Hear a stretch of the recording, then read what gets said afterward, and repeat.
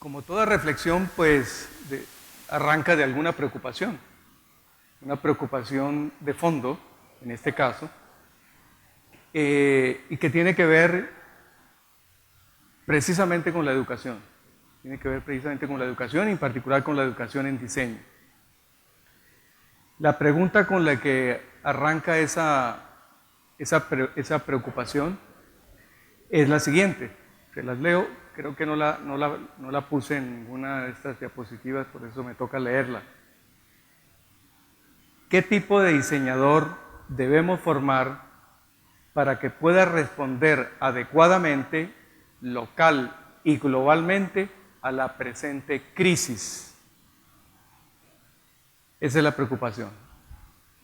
Obviamente aquí hay muchas cosas que decir con relación a esa pregunta. La primera es a qué crisis nos estamos refiriendo, y creo que, bueno, esta mañana con la conferencia de Tony Fry y las que siguieron, más o menos se comenzó a dibujar una idea de a qué crisis nos referimos, esa crisis del presente. Por tanto, cualquier intento por darle una respuesta seria a esta pregunta tendrá que aclarar a qué se refiere con crisis y cómo lidiar con esa crisis. En parte es la respuesta que la pregunta se está buscando desde el campo del diseño. Por eso me he permitido recordarles un poco lo que significa la palabra crisis antes de continuar. Y no sé si ustedes están familiarizados con eso, con esa etimología, pero la crisis, la palabra crisis, que obviamente viene del griego, nos indica un estado de cosas a las que se ha llegado a un punto crítico en el desarrollo de esas cosas, y entonces se nos abren, por ejemplo, en el campo de la medicina, cuando se dice que está en un estado crítico, se nos abren dos posibilidades en ese momento. Una, que la crisis desemboque finalmente en la muerte. La otra, que dependiendo de las decisiones que se tomen en ese punto crítico, pueda abrirse un camino hacia la vida. Y me parece que cae muy bien, justamente, incluso metafóricamente, la palabra crisis, porque estamos, como creo que esta mañana también lo ilustraban algunos de los ponentes, estamos en un momento crítico de la historia de la cultura occidental. De lo que hagamos o dejemos de hacer en este momento crítico depende que el camino siga evolucionando hacia la muerte, entre comillas, la muerte de la vida en este planeta, o que podamos tal vez, y solo tal vez, redireccionar esa crisis hacia un camino en el que haya un futuro de vida. Y el diseño está altamente implicado en eso, como esta mañana yo trataba de plantearlo en las palabras de apertura, y por eso la importancia de la reflexión que estamos haciendo en este simposio. Cuando nos preguntamos otra vez qué tipo de diseñador debemos formar para que pueda responder adecuadamente, local y globalmente a la presente crisis. Como pueden ver, por lo que acabo de decir, la pregunta se complica. Se complica porque el diseño está implicado en la crisis. Y es importantísimo entonces poder entender de qué manera está implicado en la crisis, antes de plantearnos una posible salida a esa pregunta, una salida educativa, ciertamente. Ahora, la reflexión, entonces, llegada a este momento, la reflexión comienza a preguntarse por cuáles son las condiciones de posibilidad de esa crisis. Quizás antes se pregunta cuáles son las manifestaciones más visibles de esa crisis. ¿Qué sentido tienen? ¿Qué condicionan y posibilita esa crisis? ¿Qué condiciona y posibilita que el diseño y el diseñar, ¿sí?, el ser del diseño y el ser del diseñar actualmente esté involucrado altamente en esa crisis? ¿Qué hace posible eso? Y una y otra cosa, entender una u otra cosa depende de que entendamos el trasfondo, aquello que condiciona y posibilita. Ahora, cuando uno habla de qué condiciona y qué posibilita una situación dada, en este caso la crisis, generalmente la gente tiende a interpretar esa pregunta en términos de qué la causa, cuáles son las causas detrás. Yo voy a tratar hoy de mostrarles que no estoy hablando de causas, estoy hablando de condiciones de posibilidad. Y para ello hay veces utilizo un ejemplo que puede ser muy tonto, pero a lo mejor ayuda a comprender eso de condiciones de posibilidad. Recordemos brevemente que el primero que quizás habló más recientemente, hace unos 3 siglos, de condiciones de posibilidad fue Kant.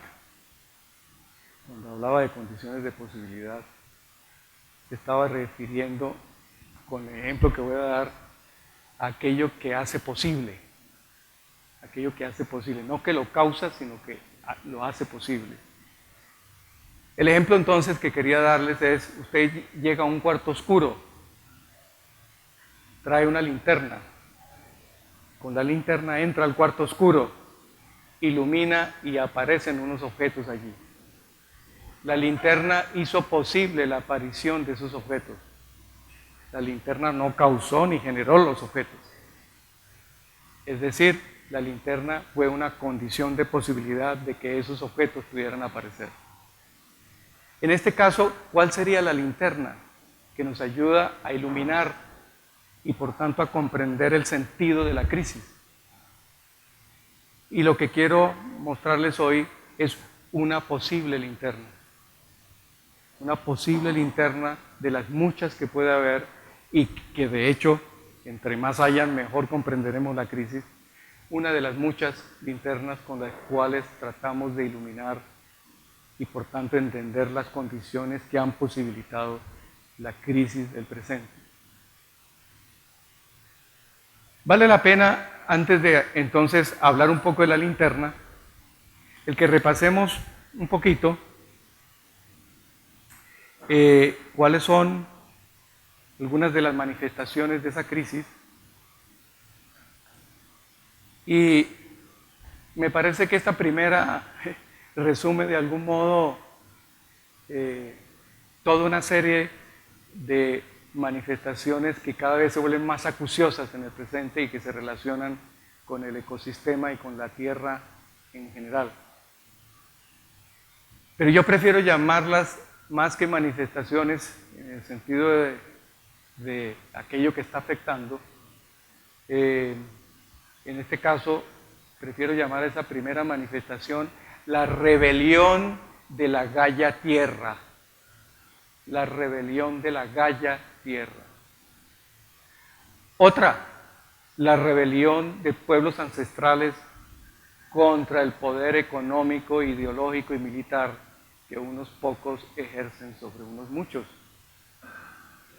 La pérdida de la voluntad de hacer sentido holístico de la existencia. La fragmentación de la existencia. Cada quien define su proyecto de vida como mejor le parezca.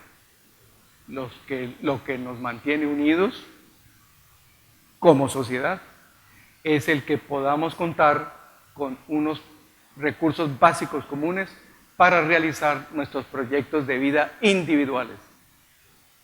Ustedes reconocerán en esto justamente la idea central de lo que se llama una sociedad liberal. Una sociedad liberal debe permitir que cada quien defina su proyecto de vida como mejor le parezca. Y lo que tiene que hacer es favorecer que eso sea así, cuidar que eso sea así y Eso lo hace garantizando una serie de recursos básicos para que cada quien pueda desarrollar su proyecto de vida como mejor le parezca. Eso, como varios pensadores lo han dicho, lo han estudiado con cuidado, entre ellos Michael Sandel, por ejemplo, Alex de McIntyre, entre otros autores que son conocidos para nosotros, Martha Nussbaum.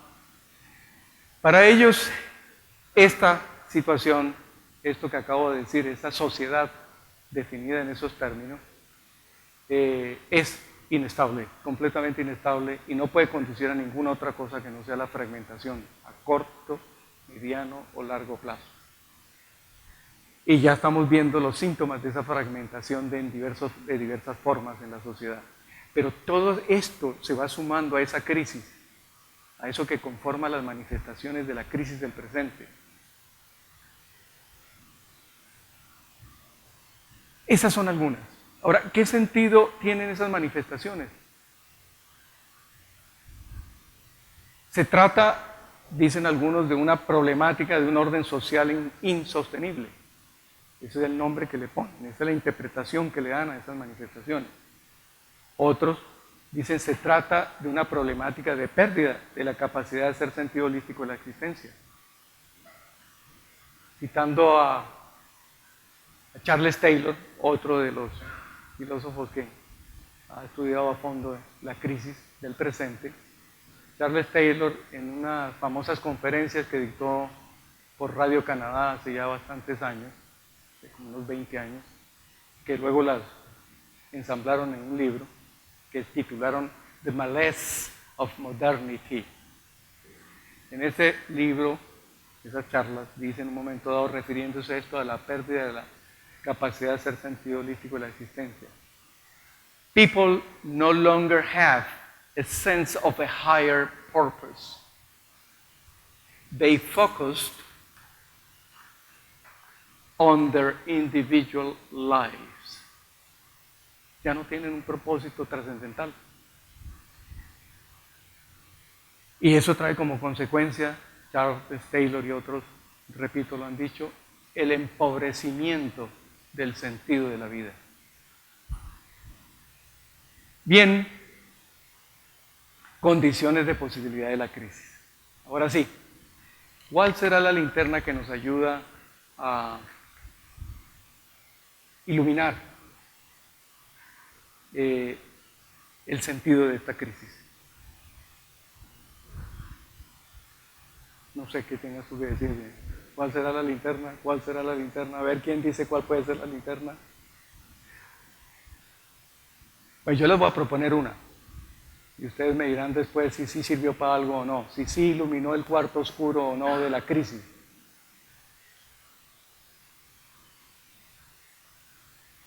La que yo les voy a proponer es un poquito complicada, pero creo que se necesita. Se necesita la potencia lumínica de esto que voy a plantearles. Lo que yo les voy a proponer es una narrativa ontológica. Es decir, una narrativa que nos permita entender el ser de la crisis y que permita ir más allá de entender el ser de la crisis.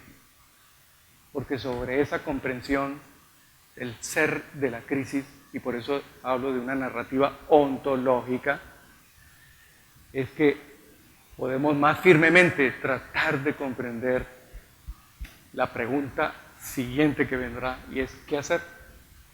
¿Qué hacer a nivel general? ¿Qué hacer a nivel de la educación? ¿Y qué hacer en particular a nivel de la educación en diseño? Y necesitamos esa potencia porque la crisis es compleja. Es compleja y muy sutil. Y particularmente porque una característica de esa crisis es que no estamos conscientes de cómo nosotros mismos hemos construido las condiciones que posibilitan esa crisis. Eso la hace ser más compleja.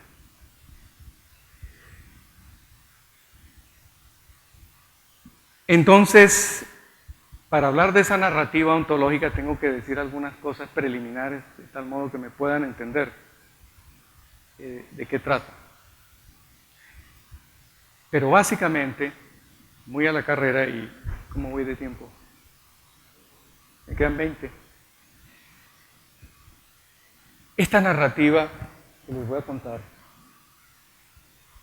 habla de la historia de la metafísica y del final de la metafísica. ¿Qué es eso, la metafísica, y por qué es importante acá entenderla para entender el ser de la crisis? Estoy siguiendo a Heidegger, en este caso, y la historia de Occidente, contada en términos de la historia de la metafísica, de lo que nos habla es de lo siguiente. Los modos en que se nos aparecen, los modos en que se presenta la realidad, ¿sí? Los modos en que el ser de los entes, el ser de las cosas, se manifiesta, según Heidegger, han ido cambiando en la historia de Occidente desde los griegos, desde el nacimiento de la metafísica, justamente. Pero el hilo conductor de esa historia es lo que me parece a mí supremamente importante. Y es que el hilo conductor habla de cómo originariamente el modo como se presentaban las cosas, el modo como la realidad se nos mostraba, estaba siempre fundado en algo suprasensible. Las cosas se presentaban siempre como sembradas, como viniendo, como desocultadas, perdón, como siendo desocultadas de lo suprasensible. La historia de la metafísica nos habla... su merced, ¿puede ayudarme ahí?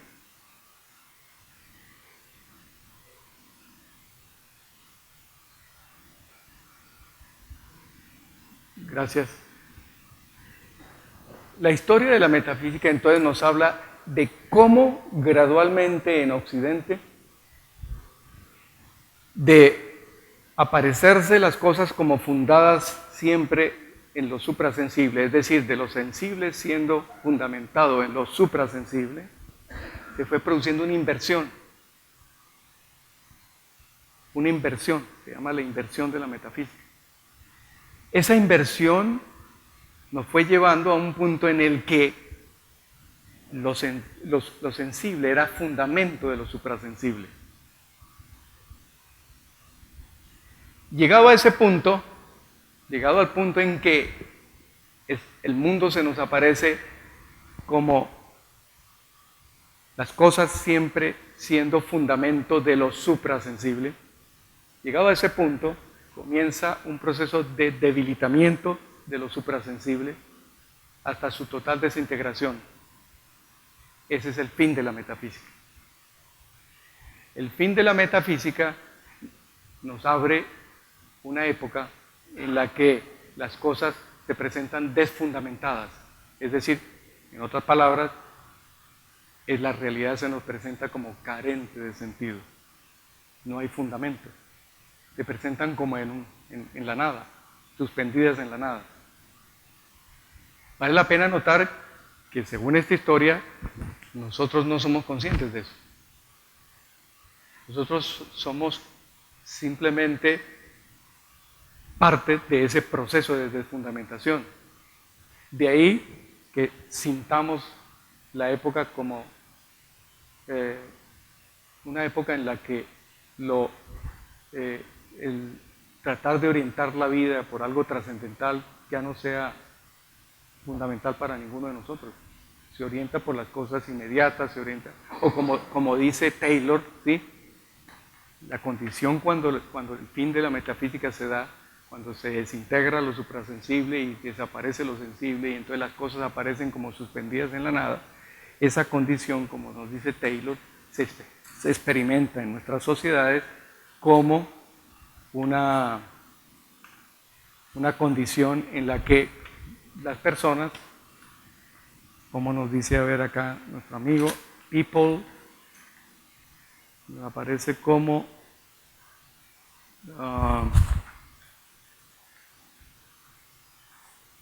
lo había leído hace un instante, se me perdió, acá está.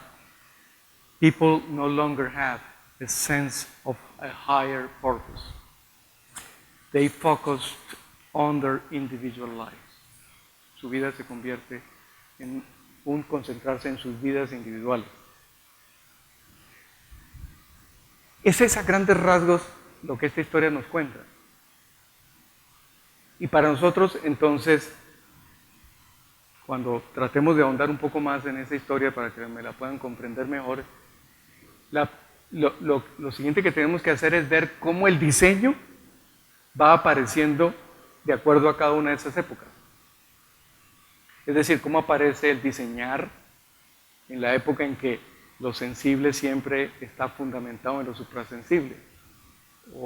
O ya hacia el fin de la metafísica, cómo aparece el diseño en la época en la que hay completa desfundamentación porque lo suprasensible ya no existe más y todo se presenta como cosas en sí mismas, sin necesidad de fundamentarlas o que ellas clamen por una fundamentación. Bueno,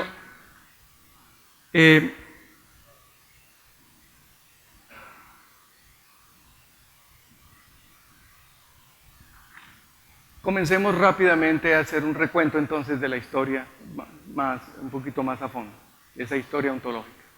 Y lo primero que hay que hacer es poder distinguir entre historia e historiografía.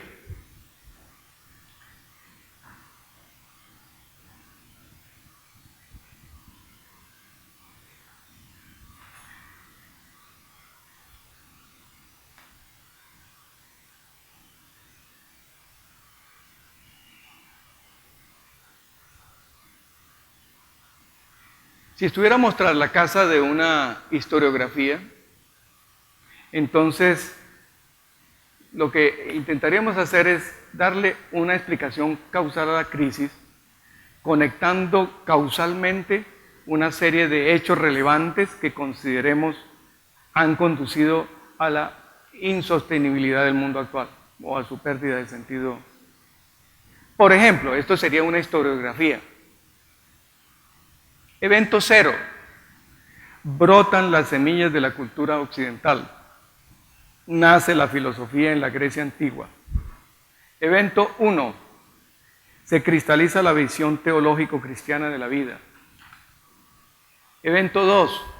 Nacimiento de la ciencia moderna con el método experimental de Galileo. Evento 3. Surge la tecnología moderna como aplicación de la ciencia al control de la naturaleza.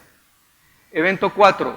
Se arraiga en Occidente la idea del progreso de la humanidad impulsado por la ciencia y la tecnología. Evento 5. La industrialización de Occidente y el diseño materializándola. Evento 6. Se va diseñando la transformación del mundo natural en un complejo sistema de artefactos, hardware, software, ciberespacios, ciberhombres, tierra, aire, cielos. Evento 7. El aire se va contaminando, el agua se va contaminando, el cuerpo se va contaminando, el espíritu se va contaminando. Evento 8. Los mundos locales se dislocan, el sistema global se hace insostenible y el diseño se afana por sostener la insostenibilidad. Evento 9. La rebelión de la Gaia y la búsqueda de una nueva armonía holística. Concatenar esos eventos causalmente, este condujo a esto porque causó qué tal cosa. Ahora, ¿por qué no una historiografía? ¿Por qué tenemos que acudir a una historia y no a una historiografía? ¿Por qué hablamos de condiciones de posibilidad en lugar de hablar de causas? Hay varias respuestas para ello. Primero, porque si estuviéramos buscando una historia y por tanto buscando las causas que concatenan estos distintos eventos, quedaríamos abiertos a una regresión infinita de causas, a la búsqueda siempre de una causa primera. Segundo, porque lo que más necesitamos para poder actuar es en el presente, es una comprensión de la situación como un todo. Específicamente, necesitamos comprender el sentido holístico del devenir del proceso de ser de la crisis. ¿Qué lectura le damos? ¿Qué interpretaciones plausibles tiene ese devenir? ¿A la luz de qué fondo podemos visualizar la figura de la crisis? Como decía, una posible interpretación es justamente ontológica, pues apunta al ser de la crisis. Usando como fondo el devenir del ser de los entes, tratemos de comprender el ser de la crisis. Entendamos por el ser de los entes no su esencia. O sea, el ser de los entes no es la esencia de los entes, sino el fondo que hace posible su aparición de un modo particular. Heidegger nos habla de que ese fondo trascendental ha venido transformándose desde el inicio de la metafísica en Occidente, como lo había venido diciendo. Expliquemos lo que esto significa, ayudados por un ejemplo del mundo teatral. El escenario es el lugar en el que el mundo de la obra interpretada se hace presente, se realiza. Imaginemos un tanto borgianamente, me refiero obviamente al escritor Borges, que existe un teatro que tiene un escenario en el que el modo en que las obras se presentan está determinado por ciertas reglas constitutivas que posee el escenario y que además ellas van cambiando a través del tiempo en una dirección en la que finalmente lo que se presente aparezca como sin escenario alguno, como suspendido en el aire, en la nada. Imaginemos el teatro del mundo, Theatrum Mundi, en el que la realidad es el gran escenario, en el que las cosas aparecen. Se presentan de un modo particular según las reglas constitutivas del escenario. Llamemos época a un escenario particular, un conjunto de reglas particulares. Una historia ontológica sería entonces una narrativa histórica de las épocas sucesivas que han venido determinando el modo de aparecer las cosas en el presente. La narrativa histórico-ontológica heideggeriana, en la cual nos basaremos en esta presentación, es la historia de los distintos modos como el ser de las cosas se ha manifestado. El hilo conductor de la narración, ya lo decía, es el gradual declinar de la metafísica, declinación que desemboca en la construcción de una realidad en la que las cosas aparecen desfundamentadas como cosas en sí mismas suspendidas en la nada.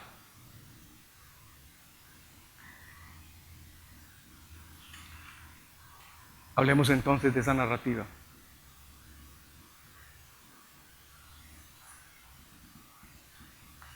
Ahora sí, la primera fase de esa narrativa, la inversión de Heidegger, entonces nos habla, grosso modo, de que la historia de la cultura occidental puede narrarse en términos de una historia de esos distintos modos de aparecer.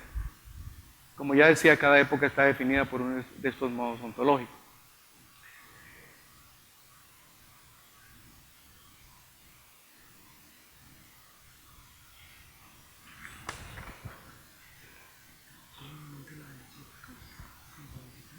Bueno,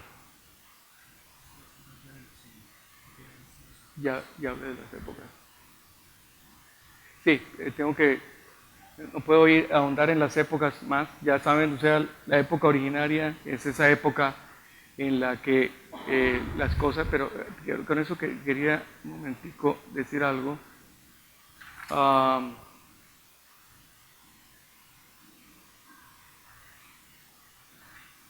Bueno.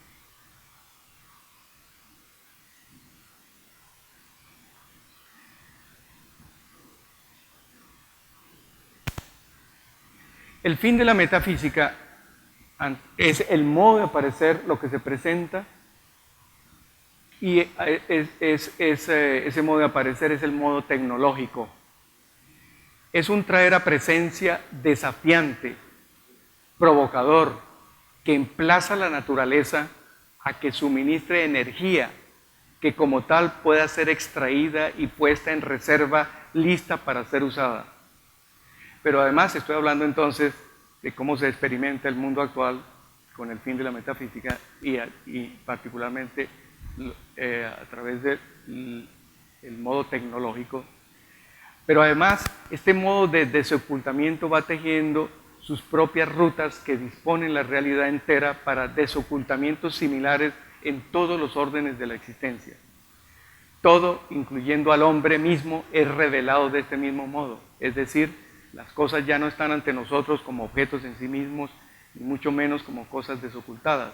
Tampoco aparecen ya como instrumentos que el hombre controla para un propósito determinado, sino como dispositivos, seres vaciados de significado, meros recursos para ser optimizados en su disposición y respuesta inmediata al ser solicitados, haciendo parte de una red de dispositivos, red cuyo único propósito es seguirse expandiendo sin límite alguno, red que funciona para disponer de energía, información, siempre lista para ser usada en cualquier punto del espacio-tiempo.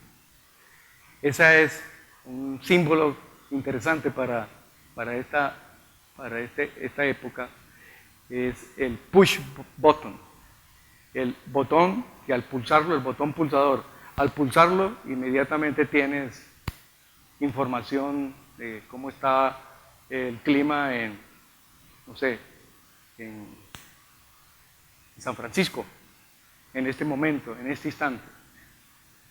Push button, instantáneamente sabes, te comunicas con cualquier persona en cualquier parte del mundo.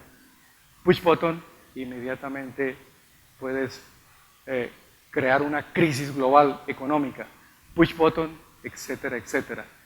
Todo está dispuesto, entonces es una sociedad que se va organizando y estructurando para que suceda esto que está diciendo Heidegger.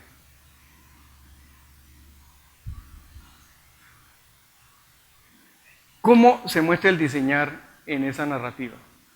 Hablemos del diseñar originario, el diseñar poético.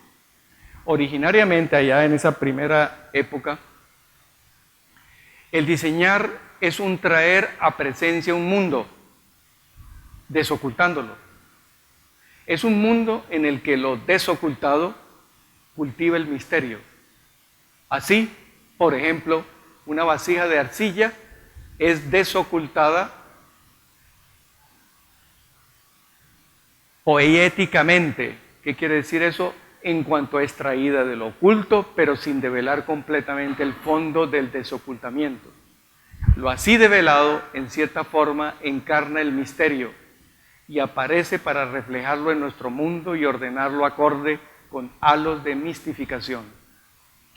Interpretada con los ojos de hoy, diríamos que la vasija de arcilla lleva en ella la huella impresa del mundo suprasensible.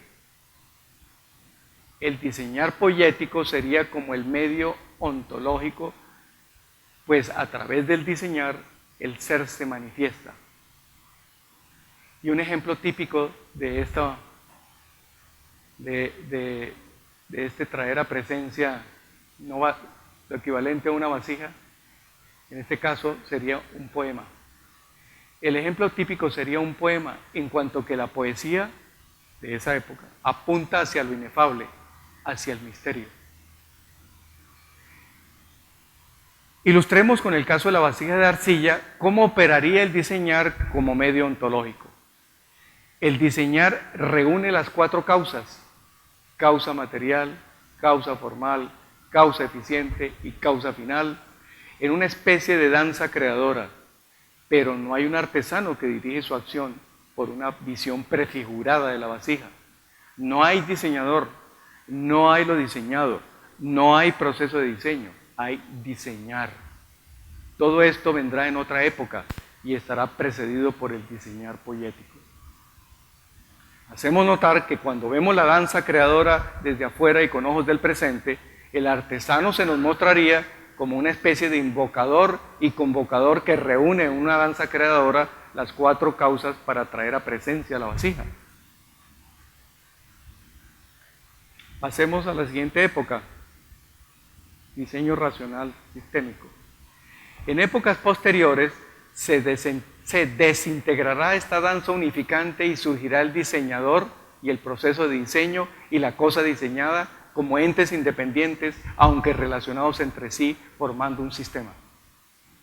Corresponde esta desintegración de la unidad del diseñar a la separación de lo sensible de lo suprasensible, separación que, como ya lo dijimos, se irá ensanchando hasta la desintegración de lo suprasensible. Aparece entonces el diseñador como el que invoca y no el diseñar como evento invocador. El diseñador se inspira en lo suprasensible y entonces realiza la inspiración en un diseño. Surge lo diseñado como respondiendo a la inspiración. Bach solía decir que con sus creaciones deseaba glorificar a Dios, lo suprasensible. Fundaba entonces sus composiciones en lo suprasensible. El diseñar racional continúa ampliándose la distancia y lo suprasensible va debilitándose, va perdiendo el halo de misterio y aparece cada vez más no como un fondo, sino como una especie de figura-fondo. En la historia ontológica, la época de la razón universal reemplazará a la época del teos cristiano. Entonces el diseñar en la época de la razón universal racional consistirá en estructurar los diseños y el proceso de diseño de acuerdo a la razón. Surgirán gradualmente las metodologías de diseño, clara evidencia de los esfuerzos por ser racional. Obviamente el diseñar ya nada tendrá que ver con invocar y convocar la danza de las cuatro causas. Las cosas traídas a presencia ya no serán vistas como poemas indicadores de lo inefable, pero sí serán indicadoras de qué tan racional fue el proceso de diseño que las trajo a la luz. Al respecto, es interesante contrastar cómo en la época moderna se reinterpretan las cuatro causas. Cito: el proceso de diseño, según Robert Guillem Scott, se basa en cuatro principios. La causa primera, que es el motivo, la necesidad humana, sin la cual no habría diseño. La causa formal, que visualiza el objeto por medio del dibujo y se conecta a la forma, a la técnica y a los recursos. Es una fase donde la experimentación juega un papel importante, se conjuga la dirección consciente y la intuición. La causa material, el conocimiento de la materia que utilizaremos para elaborar el producto y que posibilita obtener mejores y más imaginativas ideas. La causa técnica, al igual que la anterior, depende del conocimiento que se tenga de las herramientas y la maquinaria que permitirán darle forma al producto. Ese contraste en cómo en la época ontológica del diseño poético, sí, las cuatro causas son reunidas en una danza por el diseñar, no hay diseñador, no hay, versus esta en la que el diseñador racionalmente tiene que determinar la causa final, la causa material, la causa eficiente, la causa formal, etcétera, etcétera, revela esa separación gradual entre lo suprasensible y lo sensible. Y el diseñar tecnológico, que corresponde ya al fin de la metafísica, el diseñar en la época del modo revelado tecnológico está encaminado a diseñar la red de procesos de transformaciones y destrucción que produce las componentes visibles e invisibles, tangibles e intangibles, que a través de sus interacciones y transformaciones reproduce continuamente la red de dispositivos siempre listos para ser usados. Bueno, no podemos seguir con esto, pero esa es la idea general y ahora la pregunta: ¿qué hacer ante esta situación? ¿Qué tipo de diseñador entonces debemos formar para que pueda responder adecuadamente, local y globalmente a la presente crisis? Ahora podemos reformular la pregunta en estos términos: ¿qué formación debe recibir un diseñador para que pueda responder adecuadamente, local y globalmente, ante una situación en la que el diseñar está no solo contribuyendo al empobrecimiento del sentido de la existencia humana, sino también a su posible destrucción? Basados en nuestra reflexión ontológica, pensamos que es necesario educar una nueva generación de diseñadores que puedan ayudar a recuperar la capacidad de hacer sentido holístico de la existencia y cultivar individual y colectivamente la habilidad del sostenimiento. A continuación, una de las muchas propuestas que pueden haber de algunos ejes estructurantes de un programa de diseño. Estos ejes son los que estamos probando, algunos de ellos en el programa de diseño Univagué. Un primer eje sería: es claro que estos diseñadores, si van a lidiar con la crisis, deben ser capaces, ¿sí?, de poder tener una comprensión del ser de la crisis. Y eso significa tener alguna comprensión de cómo la crisis ha devenido en lo que es.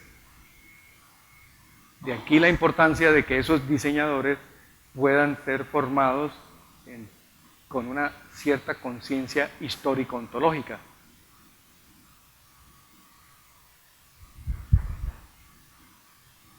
Ahora,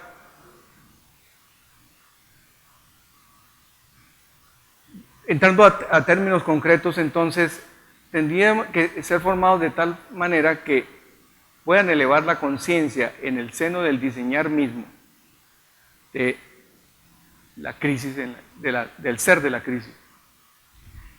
Y una posible encarnación de esto que se plantea aquí es formar diseñadores que a través de la metodología de investigación-acción pongan a prueba reflexivamente su práctica, atentos a cómo con sus metodologías y diseños se va desplegando la insostenibilidad. Por ejemplo, mostrando cómo contribuyen al crecimiento de la red de dispositivos siempre listos para ser usados. Y buscando ganar conciencia de los supuestos metodológicos y de la práctica que deben ser redireccionados para abrir camino hacia la recuperación de la capacidad de hacer sentido holístico de la existencia. Segundo, elevar conciencia en el seno de las comunidades, diseño comunitario. El otro frente abordará comunitariamente el problema de la crisis, conscientes de que un redireccionamiento de la crisis no es un asunto de académicos o diseñadores solamente, sino un problema de la sociedad como un todo. Se formarán entonces diseñadores comunitarios que buscarán rediseñar con las comunidades formas de vida más conscientes de la naturaleza de la crisis que vivimos y de cómo no ayudar a reforzarla. Pero al mismo tiempo estos diseñadores buscarán ir generando la visión de unas nuevas formas de vida.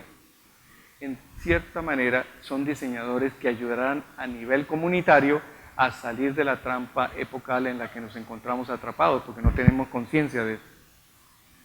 Entiéndase por salir de la trampa, tomar conciencia de la forma misma de la trampa en que estamos, es decir, tomar conciencia de aquello que ha posibilitado la época en que vivimos.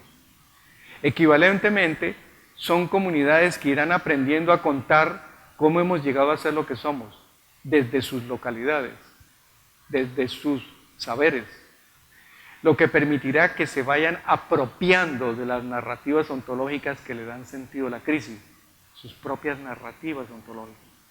Deberán igualmente estos diseñadores cultivar la práctica de la espera activa de un evento que pueda señalar una posible salida, redireccionamiento de la crisis. Hay otro eje que tiene que ver con el arte, pero no el arte como hoy día lo tenemos. Para ello, me permito plantear, estas ideas han sido ya desarrolladas en otro artículo extensamente y les puedo dar referencias al respecto. Esta en particular de cómo el arte debe ser parte de la formación de estos nuevos diseñadores. Hemos dicho que en el fin de la metafísica, el modo de aparecer lo que se presenta es el modo tecnológico. Todo lo desoculta este modo como dispositivo siempre listo para ser usado. El push button es su símbolo.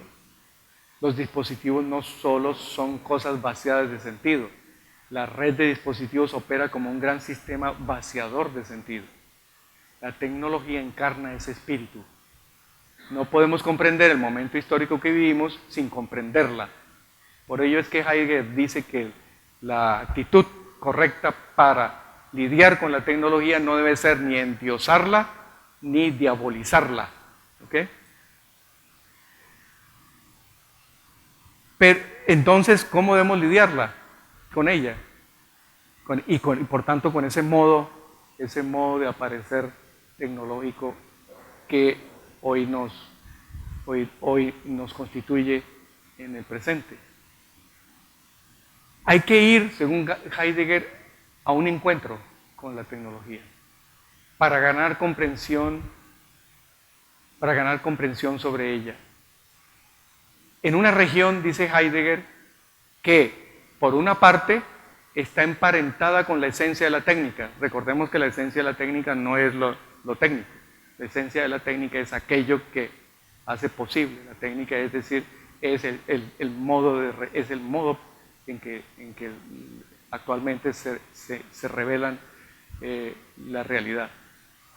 Entonces, dice, por una parte está emparentada, aquí no encuentro a esa región que por una parte esté emparentada con la esencia de la técnica y por otra, no obstante, sea fundamentalmente distinta de ella. Esta región es el arte. En el artículo mencionado desarrollo más o menos a profundidad lo que quiere decir eso. Entonces, en la formación de nuestros diseñadores, el cultivo del arte con esta perspectiva de ganar comprensión de la tecnología y su esencia es fundamental. Por eso le comentaba a un colega mío antes de entrar a esta sesión que para nosotros es fundamental tener en nuestro grupo de investigación, en la parte de investigación teórica del diseño y en la práctica, diseñadores tecnológicos, diseñadores que estén en la punta de lanza de la técnica y que diseñen técnicamente. Porque si las diabolizamos, no podremos comprenderla. Teniéndola enfrente y llevándola a este terreno del arte, podremos entonces comenzar a comprender lo que es la técnica. Por eso es que consideramos que en la formación de nuestros diseñadores, el cultivo del arte con esta perspectiva de ganar comprensión de la tecnología y su esencia es fundamental. Otro eje fundamental que está interconectado con los anteriores es la formación que deberían recibir en lo que podemos llamar una hermenéutica ontológica del diseño. Todo el quehacer de un programa de diseño estará siempre referenciado a la narrativa ontológica del diseño. Los ejercicios hermenéuticos básicos pueden hacerse a través de muchos medios, por ejemplo, a través de la literatura. Hay finalmente dos puntos más que podrían comenzar a ser como hitos para configurar ese programa. Uno de ellos, sin lugar a duda, es el diseño ontológico. ¿Por qué el diseño ontológico? Porque puede verse como la teoría y metodología básica que orienta al programa. Si se toma como teoría y metodología básica que orienta al programa, recordemos que el diseño ontológico, entre las cosas importantes que hace, es poder hacernos más conscientes de lo que se llama el ciclo hermenéutico, es decir, de cómo el diseño diseña. Y eso es fundamental para poder entender nuevamente cómo el diseño está involucrado en la crisis. Pero también puede verse como que el diseño ontológico sea parte esencial de ese programa. Puede verse como la forma y mecanismo de revelar y aclarar ese círculo hermenéutico y dónde podrían estar los resortes para redirigirlos hacia el diseño de futuros con futuro. Y estas son algunas de las propuestas que se podría mostrar que están fundamentadas en esa reflexión de carácter hermenéutico ontológico que les he bosquejado. Muchas gracias.